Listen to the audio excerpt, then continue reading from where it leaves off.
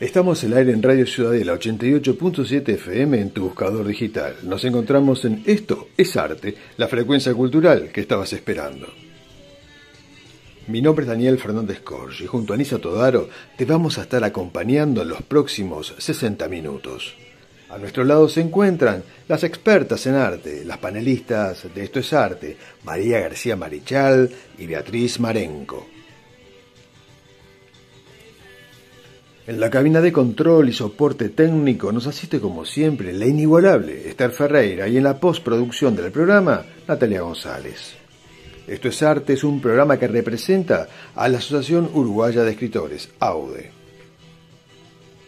Esto es Arte está auspiciado por Visitas y Paseos Culturales Bintancourt Kurinski, una empresa que recorre distintos destinos turísticos en nuestro país, donde además de conocer lugares increíbles, también conocerás la aventura y disfrutar de un descanso. Para comunicarte con Visitas y Paseos Culturales Bintancourt Kurinski, debes llamar al 097-115-979. Nuestra página web es audeuruguay.weebly.com y aquellos que deseen comunicarse con nosotros lo pueden hacer a través de nuestro correo electrónico asociacionuruguayaescritores@gmail.com.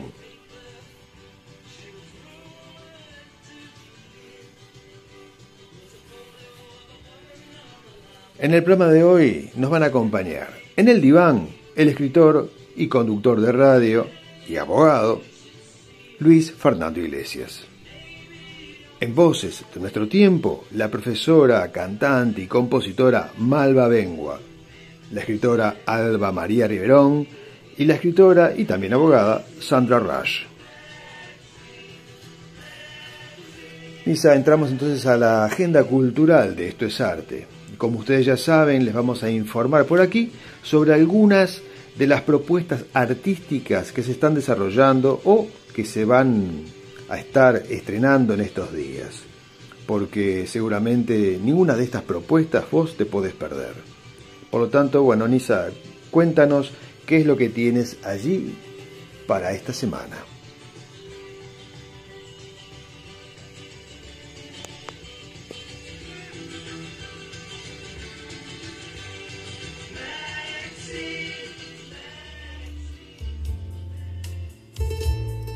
Bueno, Daniel, voy a comenzar con los anuncios y en esta oportunidad tengo una linda propuesta. Bintancourt Kurinski realiza visitas y paseos culturales. Es una empresa que cuenta con varios años de experiencia en realizar tours por todo el país y hoy nos ofrece dos opciones para el mes de noviembre. La primera salida es a Paysandú 3 días, visitando Termas de Almirón, la Ruta de la Lana, el Castillo Morató, vestigios de la época misionera, el Camino de los Jesuitas y senderismo. La segunda salida es Paysandú y Artigas. Esto es 5 días, donde se incluye un safari minero, charlas con historiadores que te contarán todo lo referente a ese fascinante lugar.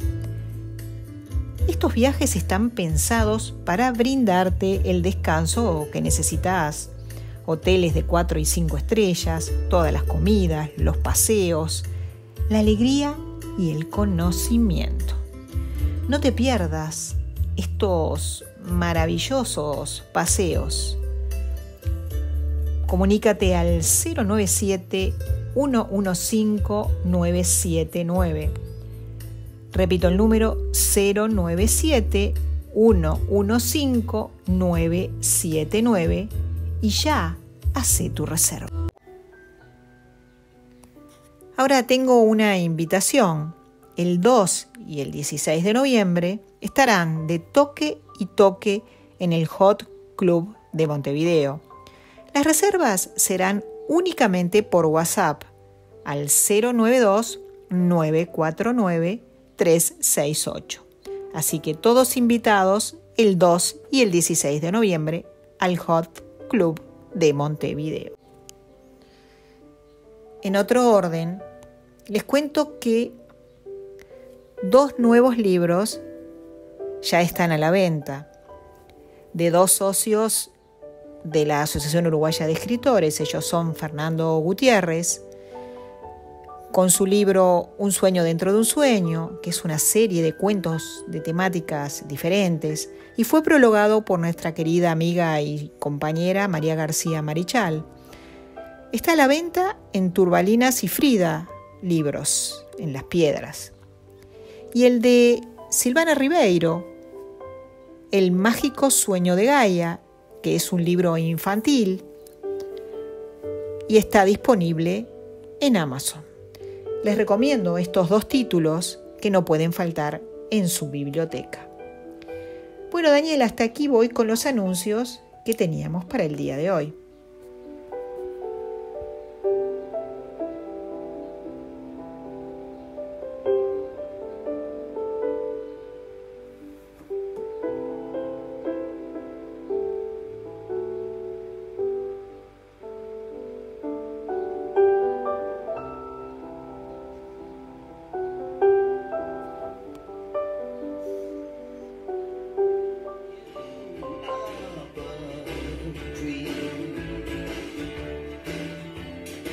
Si recién nos estás sintonizando, te cuento que estás escuchando Esto es Arte y estás en la 88.7 FM Radio Ciudadela.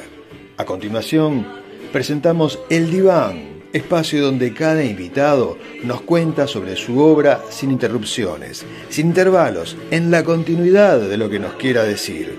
En esta oportunidad, quien nos visita es el escritor y conductor del conocido programa Historias de Música que se emite por los medios públicos todos los días de la semana,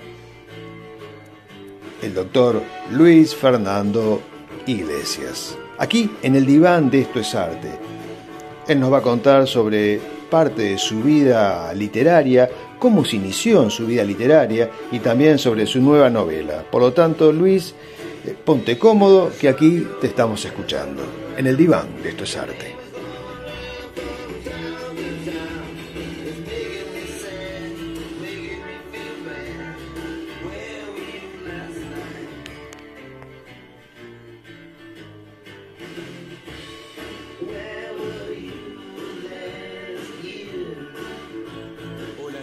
Hola Daniel, muchas gracias por la invitación a su programa. Mi nombre es Luis Fernando Iglesias, soy escritor, soy abogado, tengo también un programa de radio, Historias de Música, desde hace 7 años en los medios públicos. Pero bueno, en este espacio que tan amablemente ustedes me invitan del diván,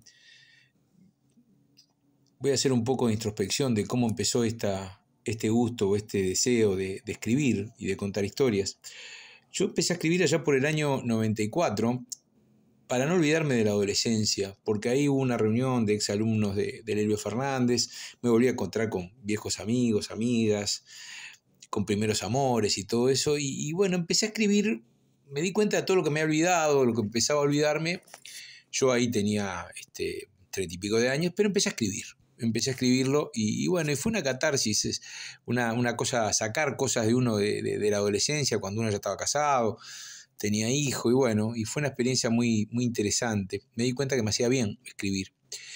En el año 1998 hubo un concurso de fútbol, de cuentos de fútbol, y a mí ahí como eso de que escribir después pasó a ser también un desafío, de ver si uno logra reflejar en la mejor forma posible, o lo menos pobremente posible, como dice algún escritor, lo que uno piensa, lo que uno siente. Y había un concurso organizado por Fundación Van Boston y por Santillana de cuentos de fútbol, se llamaba Pelota de Papel. Y ahí yo, que soy gran futbolero, se me ocurrió tener una historia en la cabeza y dije, ¿podré hacer ficción? Yo también contar algo de ficción. Ese cuento, que se llama El hincha por la ventana, tuvo la enorme fortuna de ganar el primer premio, algo totalmente inesperado y que a mí todavía hoy me cuesta creer. Y eso hizo que saliera en un libro que se llamó Pelota de Papel en 1999. Y ahí como que, bueno, me sentí bárbaro que ese cuento tuviera ese éxito y empecé a intentar escribir. La historia es larga, yo era básicamente un cuentista. En el 2004-2005 ganaron el Narradores de la Banda Oriental y sale mi primer libro de cuentos, después vinieron otros, Canciones de Otoño primero, Historias infieles después Todas las cosas deben suceder, hasta el último que salió en 2019, que es Razones de la Pelota, que justamente es un conglomerado de cuentos de fútbol. En el medio, por eso de los desafíos, Yo escribí mi primera novela que se llama El hombre que despertaba, que transcurre en Hermenegildo, y bueno, así llegamos al hoy, a esta novela que acaba de salir y de la cual yo estoy muy contento por las devoluciones que ya me han hecho y por lo que significó para mí. La primera novela, El hombre que despertaba, transcurría en Hermenegildo, un balneario ahí cerca de la costa, cerca de la frontera, digo, de la costa brasilera, ¿no? Y este transcurre en Conchillas, un lugar del que yo escuché muchas historias. Tengo un amigo que tiene una casa ahí y que me anduvo revoloteando la posibilidad de escribir una historia que sabía que iba a ser una historia larga, que iba a ser una novela. La novela transcurre en un fin de semana, viernes, sábado y domingo, en octubre, que es el momento, la fecha donde se celebra el aniversario de Conchillas. Ahora en octubre, el 22 o 23, se celebró el nuevo aniversario. Y ese viernes, previo al aniversario, el gerente de la arenera, que se llama Roberto Benítez, que es la empresa más importante del pueblo, es un joven de 40 y pico de años, montevideano, que por problemas de un fracaso matrimonial y también una pérdida de empleo termina en Conchillas, recibe a un más joven montevideano que viene a pedir trabajo. Como ya creo que lo dije, Roberto Benítez se llama el gerente de la arenera, y este muchacho que llega se llama Matías Rojas, que viene a pedir empleo y que viene como una cosa medio fuera de lo común, con una guitarra en su mano. Hay un diálogo que termina casi el primero o segundo capítulo, que Benítez le pregunta cuando termina la reunión, porque él viene a pedir trabajo. Benítez le dice que no tienen trabajo para él, y le pregunta: ¿así que tocas la guitarra? Y él le dice: soy guitarrista, no es lo mismo. Y ahí empieza una historia que transcurre en esos 3 días, que le va a traer a Roberto Benítez muchas cosas de su pasado. Va a entender, o va a intentar entender en ese pasado, las razones por las cuales está ahí, por las cuales está en Conchillas, cómo va a ser todo lo que le queda de vida ahí siendo gerente de una arenera, una empresa como la arenera que transporta piedras y arena a Buenos Aires. Así empezó el pueblo de Conchillas en la realidad, siendo un pueblo que se funda por una licitación que hubo en Buenos Aires para el Puerto Madero. Y bueno, y él se cuestiona y recuerda algo que pasa a esa edad, a los 40 y pico, o que puede pasar a los 40 y pico, las cosas que quiso ser, las cosas que no fue, el matrimonio que no funcionó, la relación con sus padres. Roberto es hijo único y tiene esos recuerdos de cómo era la relación con su padre y con su madre. Y así transcurre ese fin de semana, fin de semana lluvioso, en el cual hay una mujer que se llama Beba, o que le dicen Beba, que tiene un carrito de chorizos, y aparece por ahí un inglés misterioso que ella no se puede comunicar porque no habla español, que es un poco también un revulsivo de la historia y que no voy a adelantar mucho porque no quiero spoilearla. Para mí, El tiempo es una gran mentira, un título que en realidad se le ocurre a Juliano Viría, que es el editor de Random House, y que yo lamento que no se me haya ocurrido a mí, porque creo que es el que más sintetiza lo que habla la obra. Habla de eso, habla de los balances, de un fin de siglo que los que lo vivimos allá por el año 1999 teníamos muchas expectativas a ver qué iba a pasar en el año 2000. Me decía el otro día Jaime Clara, todos los que yo tengo 64 años, pero todos los que andan por los 40, 50 o 60, siempre pensábamos, ¿qué edad vamos a tener cuando se llegue al año 2000? ¿Qué va a pasar en el año 2000? Las computadoras se van a volver locas. Algo parecido a los que tenemos más años nos pasó cuando el hombre llegó a la luna. ¿Qué iba a pasar ahora que el hombre llegó a la luna? Bueno, de todo eso, esas expectativas, esa forma de pensar y de razonar, es lo que vive Roberto Benítez con una serie de personajes: el dueño de la arenera, un empleado que se llama Jacinto, la señora Evans, que es su secretaria, una juez que está ahí en Conchillas, Mónica Arias, su marido. Hay una interrelación de varios personajes que genera esta historia que ocurre, como ya les dije, en 3 días. Esta novela me dio mucha alegría porque en el 2021 obtuvo el segundo premio en categoría inéditos en los Premios Nacionales de Literatura. En ese momento se llamaba Puerto Conchillas. Después, por la feliz idea de Julián, pasa a ser El tiempo es una gran mentira. Y es una novela que, bueno, no hace falta que lo diga porque los que me conocen saben que eso es inherente a mí. Daniel, por supuesto, lo conoce, con mucha música, con muchas canciones. Roberto fue un guitarrista frustrado, por eso la envidia que le tiene un poco a Matías, y recuerda lo que eran aquellas bandas de la década del 70, esas bandas de garage, su intento de ser un músico y que termina en otra cosa, como tantas veces nos pasó. Yo estoy muy feliz de que esta novela esté en la calle. Estoy muy feliz de la gente que la lee y que después me escribe, me dice cosas. Por eso háganlo siempre eso. Cuando les guste algo o cuando no les guste o cuando quieran hacer, no es difícil en el Uruguay contactarse con el autor de la obra y darle su opinión. Y es un poco para lo que escribimos. Sin lectores, era como decía Serrat, sin ustedes no hay milagro. Y por eso yo estoy muy contento de que esta novela sea como una especie de nuevo paso en esta carrera de escritor que yo quiero tanto, porque en definitiva es lo que también hago en la radio, que es narrar historias. Y cuando uno le gusta narrar historias, no hay mayor felicidad de poder concretar una historia. Una vez más, muchas gracias a ustedes dos y un saludo muy grande a toda la audiencia de este programa que tanto hace por la cultura y este espacio que a mí me sentí muy cómodo. Chao.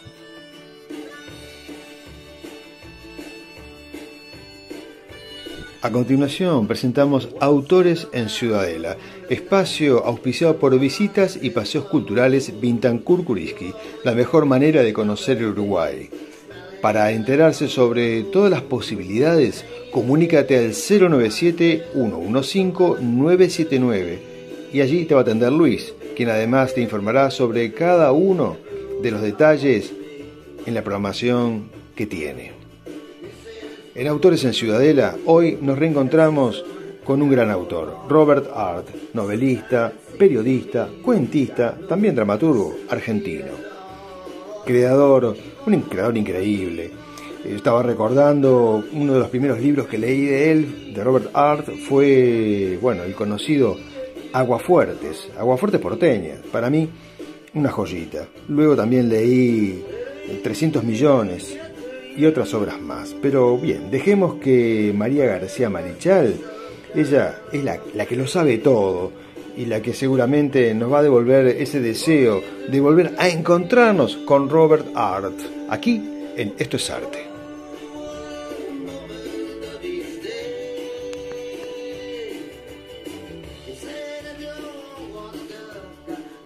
Buenas tardes, amigas y amigos de Esto es Arte, ¿cómo están?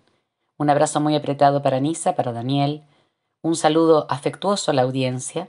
Soy María García Marichal, en Autores en Ciudadela, el segmento de Esto es Arte que trata de acercarles autores y autoras de distintas épocas y de diferentes lugares, para que después ustedes indaguen a su gusto. Hoy vamos a hablar de Roberto Art. Roberto Art fue un innovador de la literatura del Río de la Plata, principalmente en la República Argentina.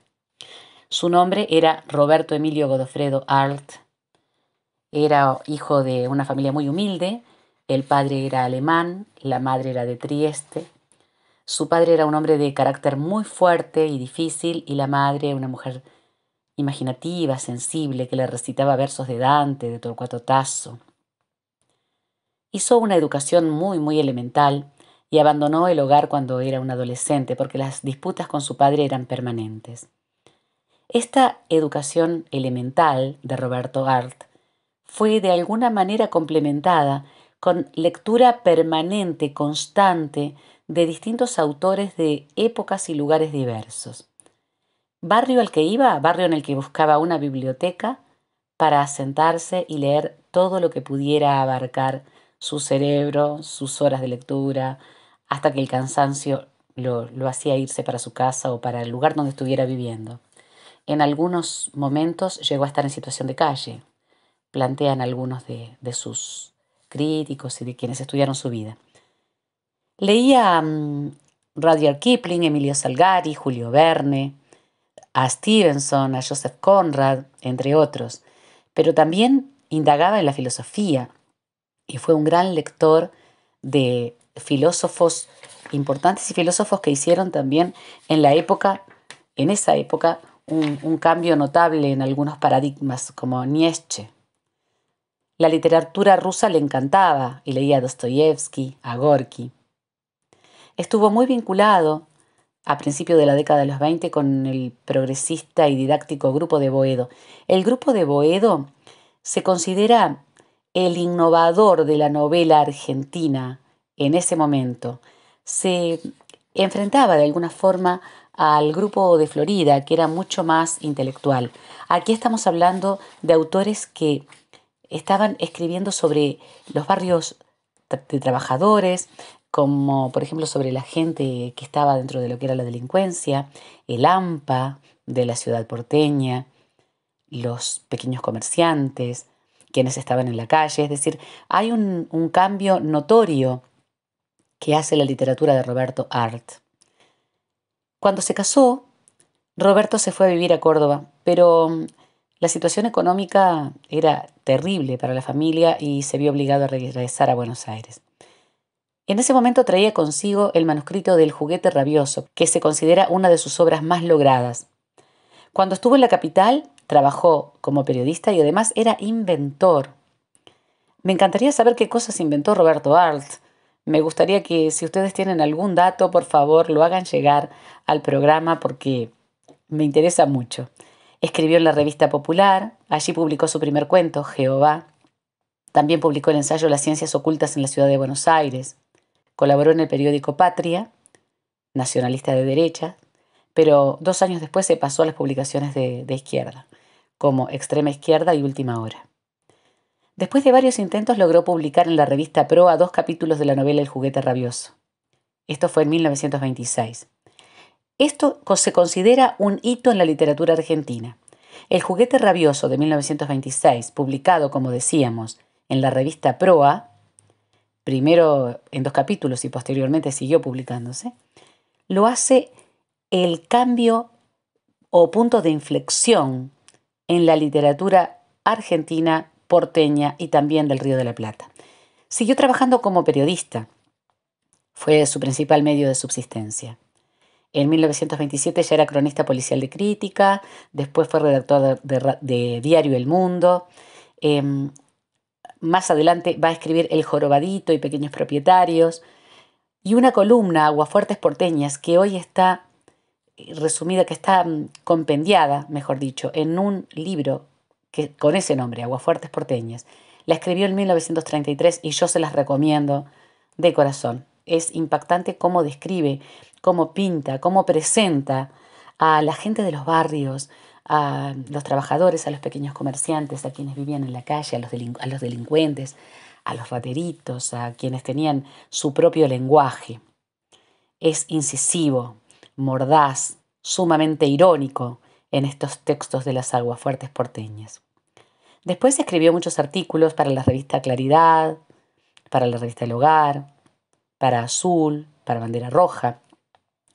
Y fue corresponsal también en Europa y en África. Aguafuertes Españolas de 1936 publica justamente aspectos que le llamaron la atención en España.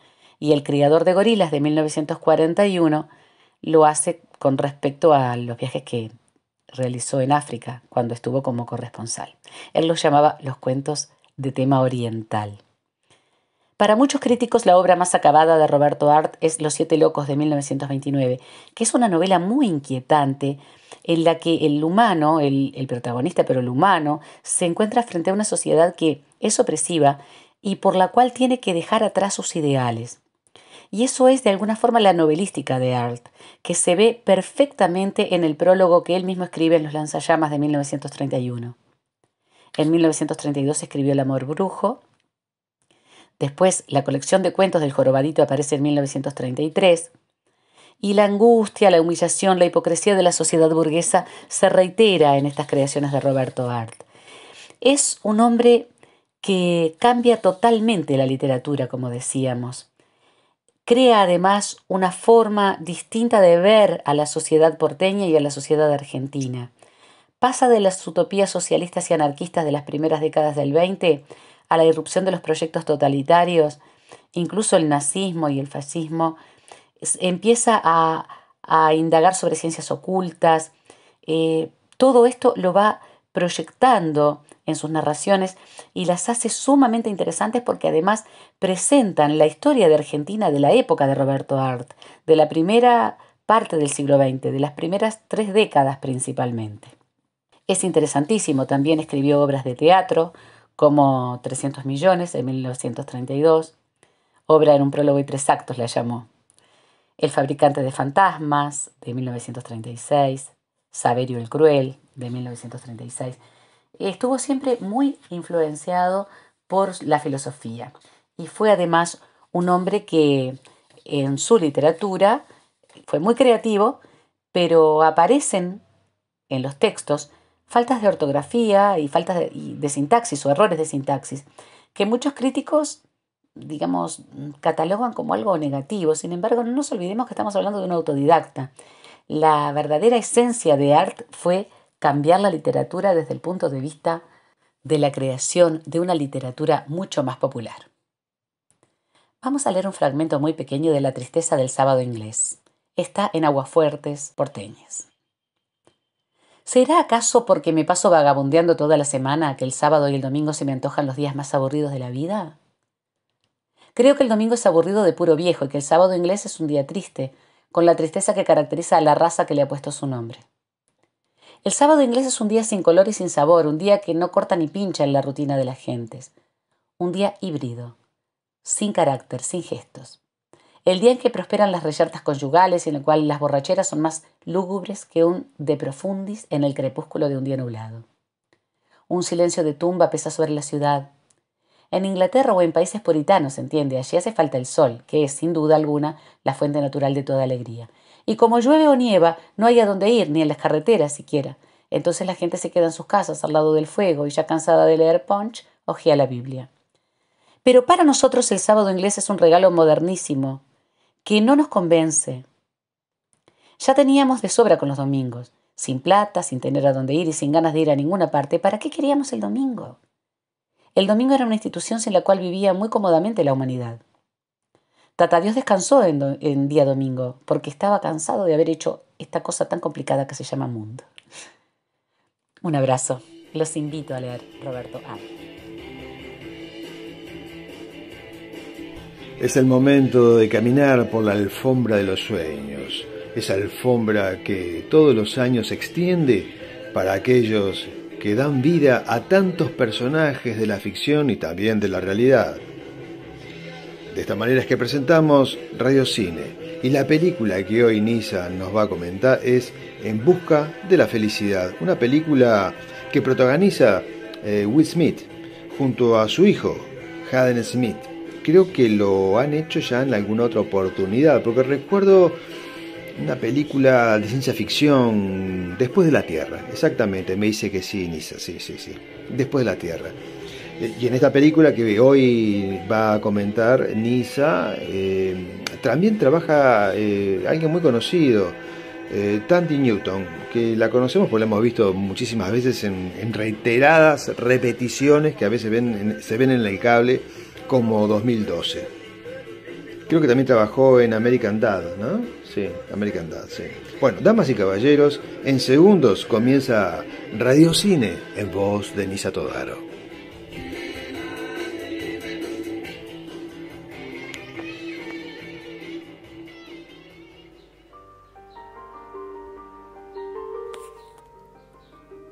Gracias, Daniel, por esta presentación que le hiciste a este segmento que titulamos Radio Cine. Y es cierto, hoy les traje la película En busca de la felicidad. Es un drama que fue estrenada en el año 2006, dirigida por el director italiano Gabriel Muccino e interpretada por Will Smith y su hijo Jaden. Les cuento que es la primera película donde trabajan padre e hijo juntos. Está basada en una historia real, la de Chris Gardner. El guión fue adaptado del libro Memorias de Gardner y fue publicado en el mismo año. Para la realización de este film se construyó exclusivamente una estación de metro que posteriormente fue destruida. Fue filmada en su mayor parte en la ciudad de San Francisco. En cuanto al argumento de esta historia, trata de la vida de Chris Gardner, abandonado por su esposa porque no comparte esa forma de vivir y de salir adelante sin tener un empleo estable y haciendo malabares para poder solventar los gastos que se ocasionan en cada hogar. Por lo tanto, de la noche a la mañana se encuentra sin trabajo, con un hijo de 5 años y sin un lugar donde vivir. Es en ese preciso instante que la vida entre padre e hijo cambia radicalmente, se complica y se le aproximan momentos difíciles, como por ejemplo encontrar un lugar donde vivir tras el desalojo de su casa, con el poco o nada de dinero que le queda. Su vida se transforma en un verdadero calvario, pero el amor que siente por su pequeño será el motor fundamental que lo ayudará a sortear las pruebas que le pone el destino. Chris consigue un trabajo como interno, pero sin remuneración, en una importante firma financiera. Por ese motivo es que debieron vivir en un albergue y enfrentar muchas dificultades. Pero el protagonista de esta historia no se da por vencido y afronta muchas adversidades para hacer realidad ese sueño de tener una vida mejor. Finalmente, el esfuerzo tiene su recompensa y la vida de Chris Gardner dará un giro de 180 grados. Una película que te atrapa porque te ves identificado en el personaje principal, porque la vida del protagonista es inspiradora, motivadora, enseña la importancia de la familia y el esfuerzo para conseguir los objetivos. En definitiva, creer en uno mismo. Ahora les voy a compartir 2 escenas. Esta película está llena de mensajes, pero les voy a compartir 2 escenas, como les dije, de ella. Los invito a escucharla. Papi, ¿por qué nos fuimos a un motel? Ya te lo dije, porque tendré un trabajo mejor. Confía en mí, ¿quieres? Eso hago. Ven, camina rápido. Oye, ¿cuándo volverá mamá? Papá, ¿cuándo volverá mamá? No lo sé, Christopher. Papá, escucha. Un día, un hombre se ahogaba en el agua. Un bote llegó y le dijo, ¿necesita ayuda? Él dijo, no, gracias, Dios me salvará. Llegó otro bote y le dijo, ¿necesita ayuda? Y él dijo, no, gracias, sé que Dios me salvará. Se ahogó, fue al cielo y dijo, Dios, ¿por qué no me salvaste? Dios le dijo, te envié 2 botes, bruto. ¿Te gustó? Sí, es muy gracioso la mano. Oye. ¿Qué? Jamás permitas que te digan que no puedes hacer algo. Tampoco yo.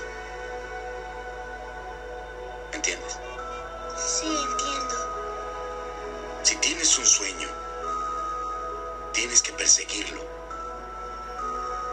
Las personas que no llegan muy lejos te dicen que tú serás como ellos.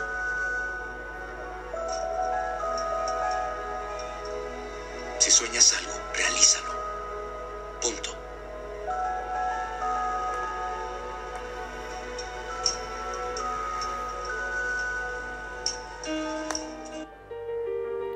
Ahora les traje algunas características de los personajes que fueron cambiadas. En realidad, el hijo de Chris tenía 2 años en el momento que se realizó el film, y no 5 como establece la película. Eso lo hicieron para que el personaje de Hayden pudiera expresarse. En cuanto al salario que decían que no recibía por la capacitación, sí recibía un pequeño salario. Chris Gardner nunca estuvo casado con la madre de su hijo.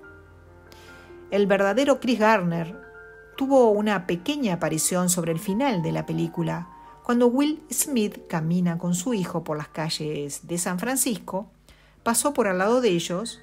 Will se da vuelta y le sonríe. Chris Gardner, el día del estreno no pudo estar presente, ya que tuvo que asistir a un evento de caridad por la Navidad. Christopher Paul Garner, más conocido como Chris Garner, nació el 9 de febrero de 1954 en Wisconsin, Estados Unidos. Es un millonario emprendedor, conferencista motivacional y filántropo. Y su fortuna, a la fecha, se estima que supera los $60 millones. Viaja por el mundo dando charlas motivacionales y apoya a una serie de organizaciones de beneficencia. En busca de la felicidad es una película basada en hechos reales que nos marcó el corazón debido al bello mensaje de lucha y superación que posee.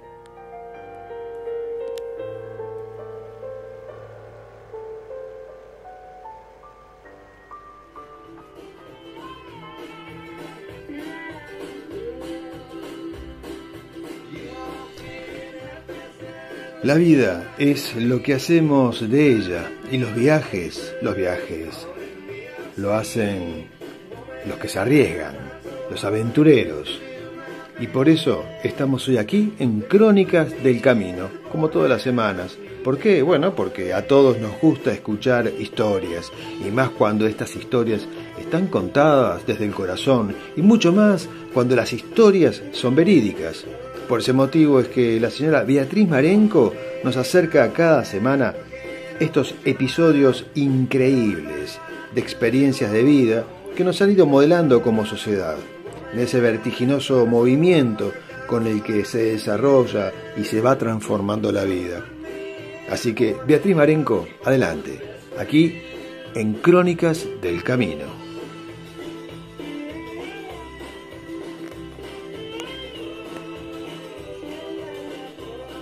Daniel, Lisa, como siempre un gusto estar con ustedes en esta nueva entrega de Crónicas del Camino que llegan hoy para retomar la historia de Antonino Cabana Esteves, que si recuerdan, nació en la segunda sección de La Valleja, el día 10 de mayo de 1926, hijo de Juana y Alejandro, chacareros que inculcaron a sus 12 hijos el amor y gratitud por la tierra.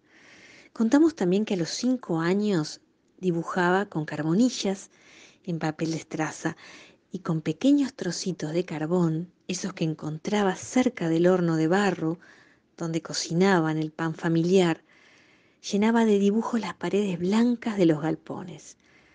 Decía que cuando conseguía un cuaderno era una fiesta. La historieta de Tarzán, que ocupaba la penúltima parte del suplemento del domingo, lo llevaría a llenar aquellas paredes, expresando así la serenidad con que el paisaje se reflejaba en sus ojos.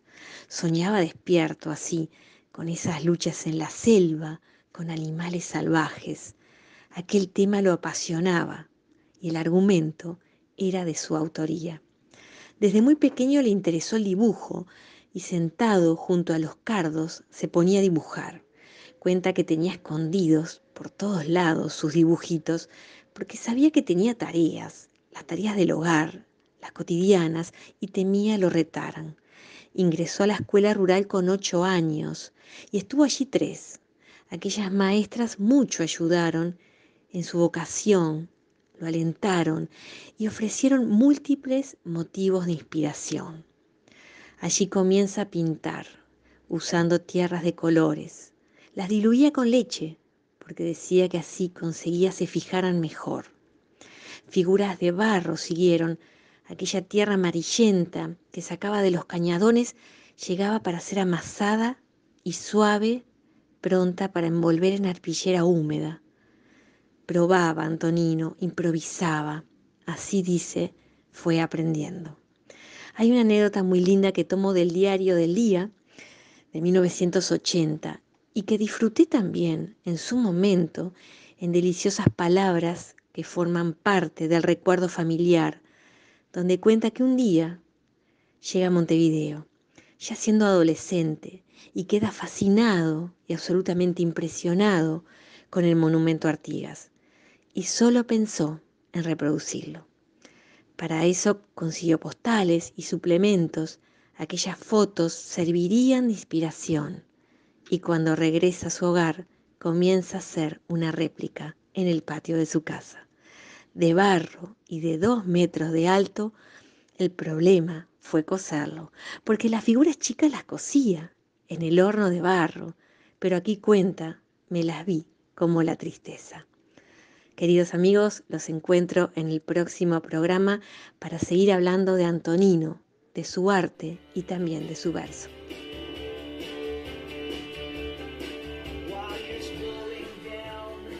Y bien amigos, aquí estamos de vuelta y en esta oportunidad desde la 88.7 FM Radio Ciudadela entramos en Voces de Nuestro Tiempo, un espacio poético en el que fluye la poesía y de vez en cuando algún microrrelato. Hoy esa mirada poética viene de la mano de 3 autores muy queridos para nosotros: Alba María Riverón, Malva Bengua y Sandra Rush. Con nosotros, sus voces, su corazón, su alegría, su percepción del mundo en Voces de Nuestro Tiempo.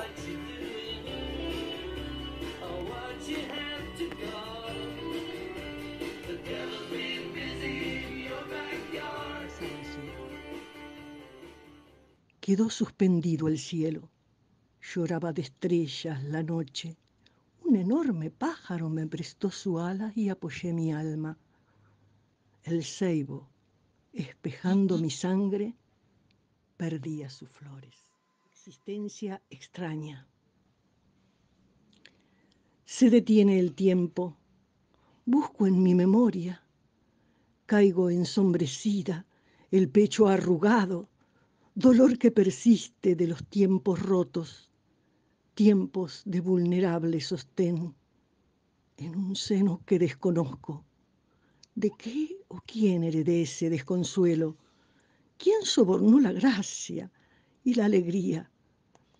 Pulso que se agita en el temor de quedarme y en el temor de irme. Me dejaron sola. Gorriones con alas diferentes nacieron, volaron, que solo quedó el vientre, el amor atrapado en un punto neutro. No puedo sostener el desconsuelo, se me ha quebrado el corazón y no encuentro el lazo del amor. Me duele tanto, quisiera entender por un instante el capricho de Dios.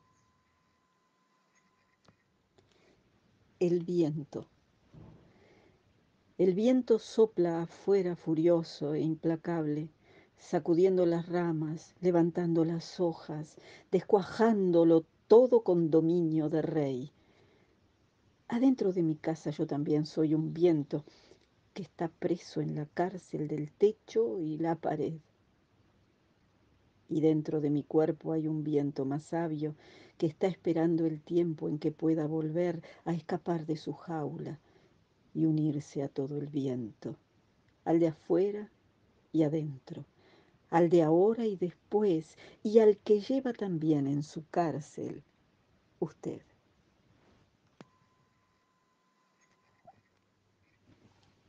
Silencio redondo. Tengo un silencio redondo que se va abriendo en recuerdos, un abanico de espejos que me lastima los sueños. Tengo una angustia que crece, un dolor con gusto negro, una paloma sin alas, una vereda sin ecos. Se me está haciendo en el alma un dolor redondo y hueco, y esta tristeza tan mía, y este querer que no quiero. Escultor, regocijo, emoción, libertad. Las miro extasiada, me fundo en sus líneas, obras generosas que se ofrecen únicas, abriendo las almas de aquel que las ve. Escultor, ungido creador, manos benditas que moldean la pieza que será inmortal. Siento el martillo y el cincel que van descubriendo tu obra. Música para ti, música para mí. Eres un ser mortal capaz de crear obras inmortales que nacen del rito sagrado de la creación. Espátulas y punzones, mármol, madera o hierro. Materia inerte que tú transformarás con la mística de la belleza iluminada. Alma que trasciende, transmutación alquímica, obra poderosa que puedes convertirte en tantas obras como seres te contemplen. Y allí están, en aparente silencio, esperando te detengas. Recibo el mensaje, el tiempo se para, se abre mi alma, me llena tu don. El sol ha caído, mi ser se ha elevado, gracias a tus manos, humilde escultor.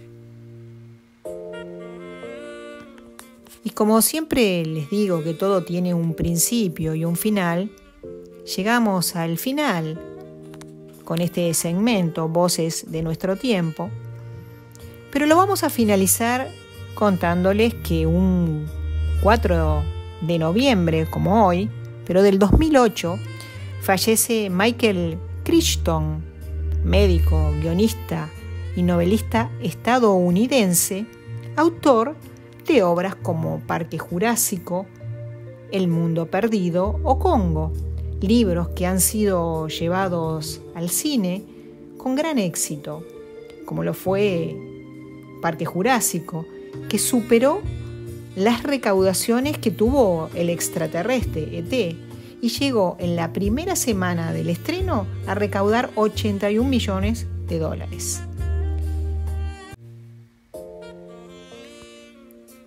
También les cuento que el próximo 7 de noviembre se conmemora el nacimiento de un gran filósofo y escritor francés, como lo fue Albert Camus, Premio Nobel de Literatura en el año 1957. Entre sus obras destacamos El extranjero. Camus nos enseñó que somos las decisiones que tomamos, ya sean buenas o malas. Es el padre del absurdismo, una corriente filosófica que trata de asumir las incongruencias de la vida y la existencia. Tiene innumerables frases y les voy a leer algunas. La libertad no es más que la oportunidad de ser mejor, dice Camus. Uno no puede ponerse del lado de quienes hacen la historia, sino al servicio de quienes la padecen. El acto más importante, dice Camus, que realizamos cada día es tomar la decisión de no matarnos. La gente nunca está convencida de tus razones, de tu sinceridad, de tu seriedad o tus sufrimientos, salvo si te mueres. Otra frase de Camus dice que la necesidad de tener razón es el signo de una mente vulgar. El éxito es fácil de obtener, lo difícil es merecerlo. Todas las desgracias del hombre provienen de no hablar claro. Camus dice que he visto a personas obrar mal, con mucha moral, y compruebo todos los días que la honradez no necesita reglas. La verdad, como la luz, ciega. La mentira, por el contrario, es un bello crepúsculo que realza cada objeto.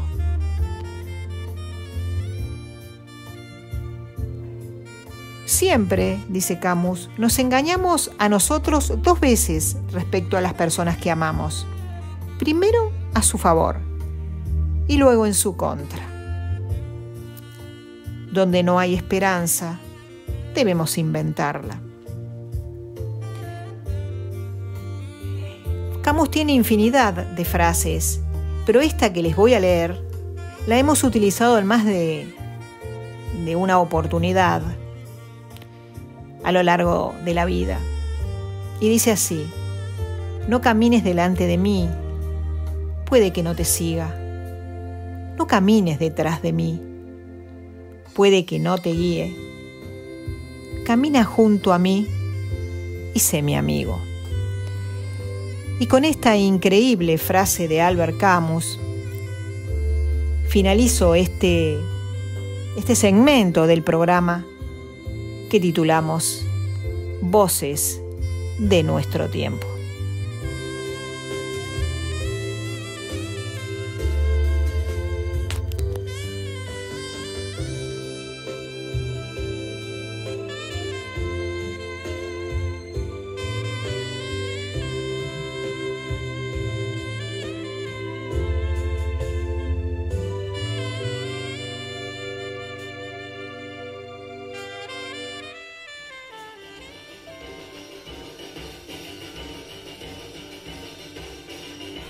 El programa de hoy fue auspiciado por Visitas y Paseos Culturales Vintakur-Kurriski, la mejor manera de conocer nuestro país, donde la aventura y el conocimiento harán de esta experiencia el viaje de tus sueños.